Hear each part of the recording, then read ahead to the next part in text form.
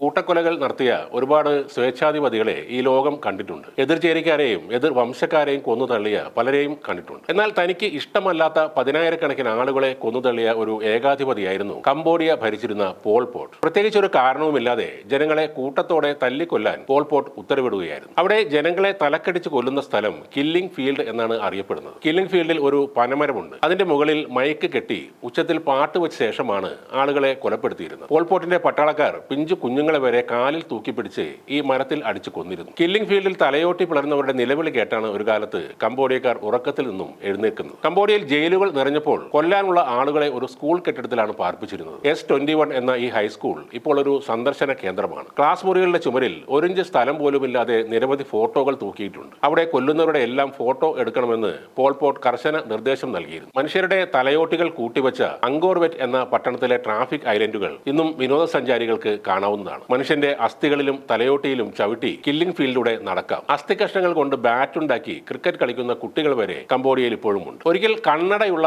ആളുകളെ ആദ്യം തന്നെ തെരഞ്ഞുപിടിച്ച് കൊന്നുകളഞ്ഞ മനുഷ്യൻ കൂടിയായിരുന്നു പോൾ പോട്ട്. ആയിരക്കണക്കിന് കണ്ണടധാരികളെ പുസ്തകം വായിക്കുന്നവർ എന്ന കുറ്റം ചുമത്തിയാണ് അയാൾ കൊന്നുകളഞ്ഞത്. വെടിവെച്ച് കൊന്നാൽ ബുള്ളറ്റിന്റെ പൈസ നഷ്ടമാകുന്നത് കൊണ്ട് പിഞ്ചു കുഞ്ഞുങ്ങളെ അടക്കം മരങ്ങളിൽ അടിച്ചു കൊല്ലുക എന്നതായിരുന്നു രീതി. മുതിർന്നവരെ ആണെങ്കിൽ പ്ലാസ്റ്റിക് കവർ കൊണ്ട് മുഖം മൂടി ശ്വാസം മുട്ടിച്ച് കൊല്ലുക. ഇതായിരുന്നു പോൾ പോട്ട് എന്ന കമ്മ്യൂണിസ്റ്റ് ഏകാധിപതി നടത്തിയ ഭീകരമായ നരവേട്ട. 1975 ഏപ്രിൽ മുതൽ 79 ജനുവരി വരെ 3 വർഷവും 8 മാസവുമാണ് ഈ നേതാവിന് കീഴിൽ കംബോഡിയ ഞെരിഞ്ഞമർന്ന് ശ്വാസം മുട്ടിയത്. 3 വർഷവും 8 മാസവും കൊണ്ട് ഏതാണ്ട് 25 ലക്ഷത്തോളം ആളുകളെ പോൾ പോട്ട് കൊന്നൊടുക്കി. യുദ്ധകാലാടിസ്ഥാനത്തിൽ കമ്മ്യൂണിസ്റ്റ് സമൂഹം സൃഷ്ടിക്കാൻ സ്വകാര്യ സ്വത്തുക്കളും മതങ്ങളും നിരോധിക്കപ്പെട്ടു. വിദേശ ബന്ധങ്ങളെല്ലാം വിച്ഛേദിക്കപ്പെട്ടു. കൃഷിയല്ലാതെ മറ്റൊരു തൊഴിലും ചെയ്യാൻ പാടില്ല എന്നായി. ചെറിയ കുറ്റങ്ങൾക്ക് പോലും ജനങ്ങളെ കൊല്ലാനും പീഡിപ്പിക്കാനുമുള്ള അവകാശം പാർട്ടി അണികൾക്കും രഹസ്യ പോലീസിനും നൽകപ്പെട്ടു. ചെറിയ കുറ്റങ്ങൾ ചുമത്തി ജനങ്ങളെ ക്യാമ്പുകളിൽ എത്തിച്ച് കഠിന ജോലിയും പീഡനങ്ങളും ഏൽപ്പിച്ചു. പട്ടിണിയിലായ ജനങ്ങൾ ഭക്ഷണം മോഷ്ടിച്ചതിനും വിവിധ ക്യാമ്പുകളിൽ നിന്ന് സ്വന്തം കുടുംബാംഗങ്ങളെ ഒന്ന് കാണാൻ ശ്രമിച്ചതിനും മരണമായിരുന്നു ശിക്ഷ. മതവിശ്വാസികൾ കൊടിയ പീഡനങ്ങളാണ് ഏറ്റുവാങ്ങിയത്. ക്രൈസ്തവരും മുസ്ലിങ്ങളും ബുദ്ധിസ്റ്റുകളും ഉൾപ്പെടെ സകലരെയും ഭരണകൂടം വേട്ടയാടി. 79 ജനുവരിയിൽ ഭരണം അവസാനിച്ചപ്പോൾ 70,000 ബുദ്ധിസ്റ്റുകളിൽ